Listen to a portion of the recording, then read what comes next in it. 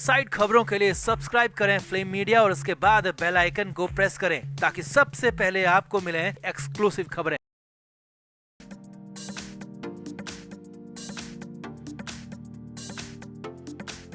महाराष्ट्र में विधानसभा चुनाव की तैयारियां जोरों से चल रही है। उल्टी गिनती शुरू हो चुकी है और कभी भी चुनावों का ऐलान हो सकता है, तारीखें घोषित हो सकती है और अपनी अपनी तरफ से राजनेता, राजनीतिक पार्टियां दावे और वादे कर रहे हैं। अब इस बीच वंचित बहुजन अघाड़ी के प्रकाश अंबेडकर ने उद्धव ठाकरे की पोल खोल दी है। यहां तक बता दिया कि मीटिंग में क्या होता था, मीटिंग में कैसे उद्धव ठाकरे तानाशाही करते थे और घमंड में चूर होकर रहते थे। अंदर वाली बात पहली बार बता दी है, दिखा दी है। तो आपको बताते हैं क्या क्या कहा प्रकाश अंबेडकर ने, क्या है उद्धव ठाकरे की असलियत, कैसे पोल खोल दी, सब कुछ बताएंगे। आप भी वीडियो को शेयर करें, कमेंट बॉक्स में अपनी राय जरूर दें।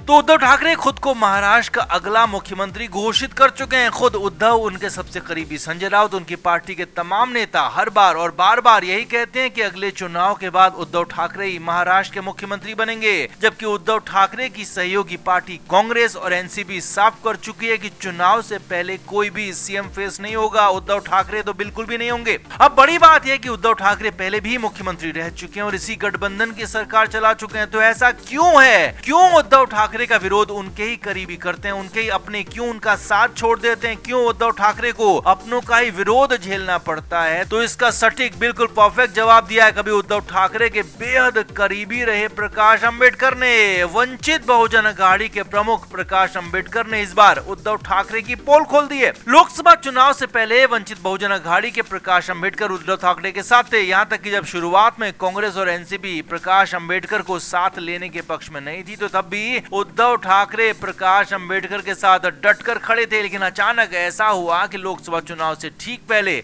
प्रकाश अंबेडकर अलग हो गए और कहा कि उद्धव ठाकरे के साथ काम नहीं कर सकते, इतनी बेइज्जती नहीं झेल सकते। तो अब खुलकर वो बातें बताइए, खुलकर वजह भी बताइए और खुलकर उद्धव ठाकरे की असलियत भी बता दी है।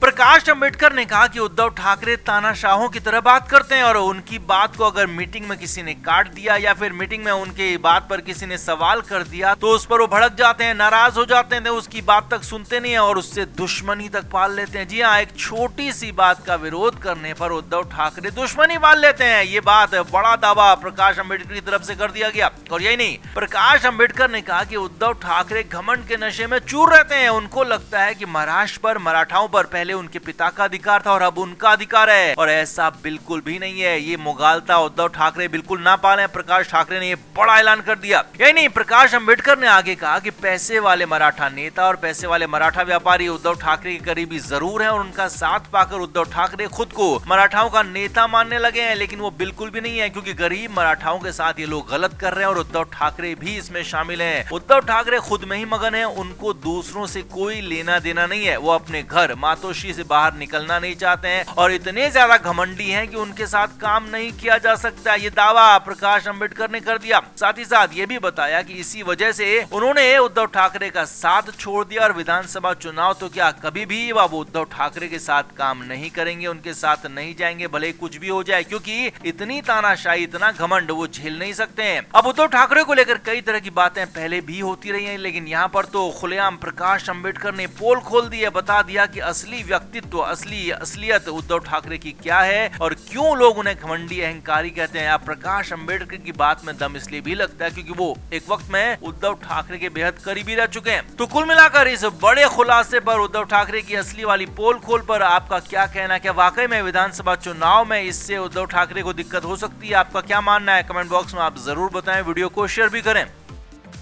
तो महाराष्ट्र की सियासत में नया ट्विस्ट दिख रहा है, नया गेम प्लान दिख रहा है, क्योंकि धुर विरोधी बीजेपी और कांग्रेस के बड़े नेता जो कि अपनी अपनी पार्टियों के प्रदेश अध्यक्ष हैं, वो एक ही साथ, एक ही पेज पर नजर आ रहे हैं। सूत्रों के मुताबिक खबर है कि कांग्रेस के महाराष्ट्र अध्यक्ष नाना पटोले और बीजेपी के महाराष्ट्र अध्यक्ष चंद्रशेखर बावनकुले की एक सीक्रेट मीटिंग हुई है, जिसमें बातचीत का एजेंडा सिर्फ और सिर्फ उद्धव ठाकरे थे। खबर है कि विरोधी बीजेपी तो उद्धव ठाकरे को चित करना ही चाहती है, लेकिन अपने गठबंधन में सहयोगी कांग्रेस भी उद्धव ठाकरे को ज्यादा आगे नहीं बढ़ने देना चाहती है और उद्धव ठाकरे की मनमानी पर, मनमर्जी पर लगाम लगाना चाहती है ताकि महाराष्ट्र में विधानसभा चुनाव में फायदा लिया जा सके। और इसीलिए यह अनोखा गठजोड़ पटोले और बावनकुले का हुआ है। सूत्रों के मुताबिक दोनों ने सीक्रेट मीटिंग में तय किया कि ठाकरे को चित करेंगे और इसके लिए अंदर खाने प्लानिंग तक की गई है। ये सब कुछ तब हुआ जब उद्धव ठाकरे ने देवेंद्र फडणवीस पर नया हमला किया, जो कि कुछ खुलासे के बाद हुआ, जिसमें अनिल देशमुख ने बताया था कि उद्धव ठाकरे और आदित्य ठाकरे को फंसाने के लिए देवेंद्र फडणवीस ने कहा था। ये दावा अनिल देशमुख ने किया और उसके बाद ठाकरे ने कहा था कि अब महाराष्ट्र में या तो देवेंद्र फडणवीस रहेंगे या वो रहेंगे, और यहाँ तक कह दिया कि अब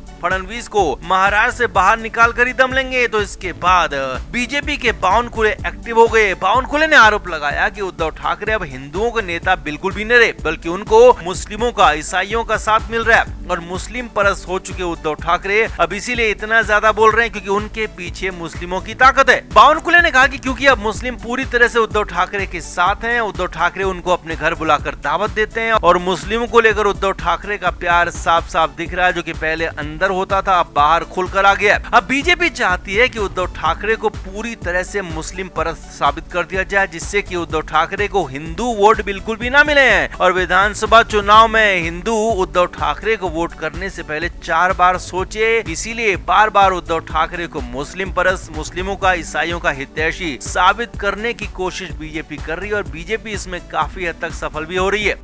वहीं दूसरी तरफ कांग्रेस चाहती है कि मुस्लिमों का वोट उद्धव ठाकरे को मिले ही ना। जी हाँ, यहाँ अलग लड़ाई है, ये गठबंधन की लड़ाई है, महाविकास अघाड़ी के अंदर की लड़ाई है, क्योंकि मुस्लिम वोट हमेशा से एनसीपी और कांग्रेस को मिलता रहा है और इसी मुस्लिम वोट के बेस पर कांग्रेस ज्यादा से ज्यादा सीटों की मांग विधानसभा चुनाव के लिए कर रही है ताकि ज्यादा से ज्यादा मुस्लिम बहुल सीटों पर लड़ा जा सके, ज्यादा सीटों पर लड़ा जा सके और ज्यादा सीटें जीती जा सके। और मुस्लिम वोटर्स अगर उद्धव ठाकरे को समर्थन करते हैं तो उद्धव ठाकरे भी इन सीटों पर दावा ठोक सकते हैं। तो इसीलिए उद्धव ठाकरे ऐसी सीटों पर दावा ना ठोकें, इसीलिए कांग्रेस इसके लिए जोर लगा रही है। उद्धव ठाकरे को मुस्लिम वाली सीटों पर ज्यादा वोट नहीं देना चाहती है, लिहाजा जोर आजमाइश दोनों तरफ से हो रही है। कांग्रेस अपनी कोशिश कर रही है, बीजेपी अपनी कोशिश कर रही है और दोनों ही पार्टी के बड़े नेता यानी कि नाना पटोले और बावनकुले ने अंदर खाने हाथ मिला लिया। ऐसी खबरें आ रही हैं, ऐसी लगातार सूत्रों के मुताबिक खबरें आ रही है, हालांकि हम इसकी पुष्टि करते नहीं है, लेकिन हाँ, उद्धव ठाकरे पर यह पूरा का पूरा गठजोड़ भारी पड़ रहा है। तो विधानसभा चुनाव से पहले महाराष्ट्र की सियासत में नया ट्विस्ट आ गया और यही ट्विस्ट अब नतीजों पर यानी कि विधानसभा चुनाव के रिजल्ट पर असर डाल सकता है। तो आपका इस पर क्या कहना है? उद्धव ठाकरे के लिए कितना बड़ा सेटबैक है, कितना बड़ा झटका है कि बीजेपी और कांग्रेस अंदर खाने एक दिख रहे हैं ताकि उद्धव ठाकरे को चित किया जा सके? आप भी इस पर अपनी राय जरूर दें, वीडियो को शेयर भी करें। Flame media report.